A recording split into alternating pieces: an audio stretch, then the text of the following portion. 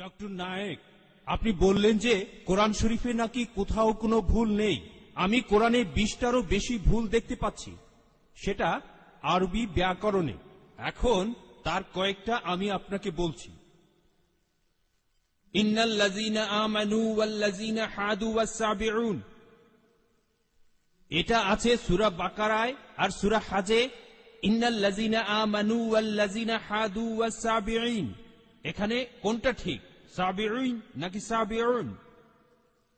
1 নম্বর। 2 নম্বর হলো কোরআনে আছে, হ্যাঁ, কিন্তু এছাড়াও আরো আছে। সূরা তাহা 63 নম্বর আয়াতে ইন্না হাজানি লেসাহিরান, ভুল, ইন্না হাজাইনি লেসাহিরান। এটার কি ব্যাখ্যা দেবেন? এছাড়াও আমি আরো অনেক ভুলের কথা জানি। এক্সকিউজ মি, আমরা শুধু প্রথম প্রশ্নটা গ্রহণ করব, সময়ের অভাবে দ্বিতীয় প্রশ্নটা গ্রহণ করতে ঠিক পারছি আছে, না।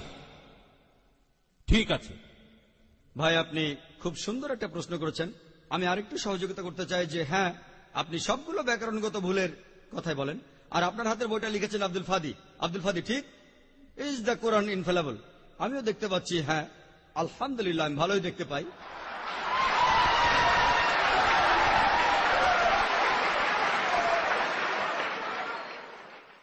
আমি এই 20টা ভুলের সবগুলোর উত্তর দেব, কারণ আমি বইটা পড়েছি।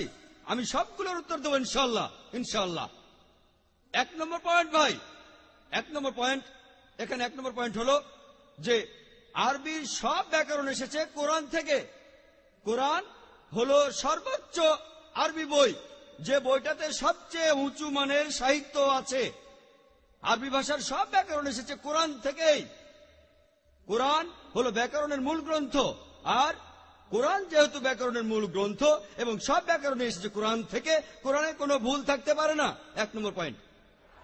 2 নম্বর পয়েন্ট, 2 নম্বর পয়েন্ট, 2 নম্বর পয়েন্ট। ব্যাপারটা এরকম যে আপনি একটা রুলার নিলেন, আর সেই রুলারের গায়ে দাগ কাটা আছে, তারপর বললেন যে মাপটা ভুল হয়েছে। এটা বেশ অযৌক্তিক। 2 নম্বর পয়েন্ট, আরবে বিভিন্ন আলাদা আলাদা গোত্রে, আপনি যদি আরবি জানেন, আর ডক্টর উইলিয়াম ক্যাম্বেল আমার সাথে একমত হবেন যে আরবের গোত্রগুলোর মধ্যে ব্যাকরণ মাঝে মধ্যে বদলে যায়। কিছু কিছু আরবীয় গোত্রে যে শব্দটা স্ত্রীবাচক, অন্য আরেক গোত্রে সেটাই পুরুষবাচক। একই শব্দ, তবে গোত্রভেদে ব্যাকরণ বদল হতে থাকে, এমনকি শব্দের লিঙ্গ বদলে যায়। তাহলে আপনি কি কোরআনকে সবগুলো ব্যাকরণ দিয়ে পরীক্ষা করবেন? না।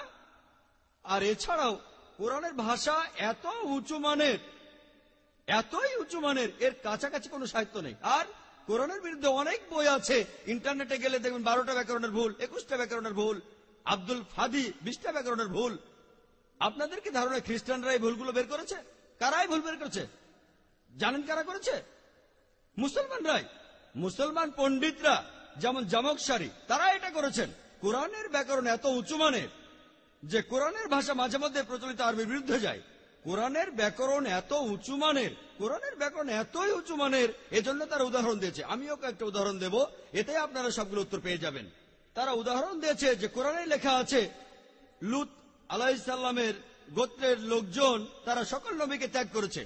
বলা আছে সব নবীকে তারা বর্জন করেছে। ডক্টর উইলিয়াম ক্যাম্বেল বললেন যে নূহ নবীর গোত্রের লোকজন, তারা নবীদের ত্যাগ করেছে। আমরা ইতিহাস থেকে জানি যে মাত্র একজন নবীকে তাদের কাছে পাঠানো হয়েছিল। তাহলে এখানেও ব্যাকরণের ভুল আছে। কোরআনে বলা উচিত ছিল একজন নবীর কথা, বহুবচন না। আর আমি একমত, আর আমার আপনার মতো লোকের কাছে মনে হবে এটা ব্যাকরণের ভুল। কিন্তু যদি আপনারা আরবদের লেখা বইগুলো পড়ে থাকেন, কোরআনের আসল সৌন্দর্য কি? সৌন্দর্যটা হলো কোরআনে কেন একজন নবীর কথা না বলে নবীদের কথা বলা হয়েছে। আপনারা জানেন কেন? কারণ আমরা জানি যে সব নবীদের হেদায়েতের বাণী মূলত একটাই, যে ঈশ্বর একজনই, তাওহীদের বাণী, আল্লাহ সুবহানাহু ওয়া তাআলার বাণী। লূত আলাইহিস সালামের লোকজন এবং নূহ আলাইহিস সালামের লোকজন তাদের নবীকে ত্যাগ করেছিল, আর পরোক্ষভাবে নিজেদের নবীকে ত্যাগ করে তারা সব নবীদেরই ত্যাগ করেছিল।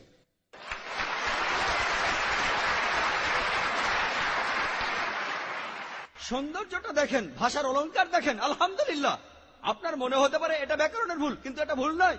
একইভাবে নূর সারওয়ার নামে একজন বলেছেন যে কোরআন বলছে কুনফা ইয়া কুন, হ বললে হয়ে যায়। এটা নাকি হবে কুনফা কানা, হ বললে হয়ে যেত। হ্যাঁ, আরবির পাস্ট টেন্সে কুনফা কানা, কুন ফায়াকুন নয়, কিন্তু কুন ফায়াকুন আরো উঁচু মানের। বলা আছে আল্লাহ তিনি ছিলেন, আছেন আর থাকবেন।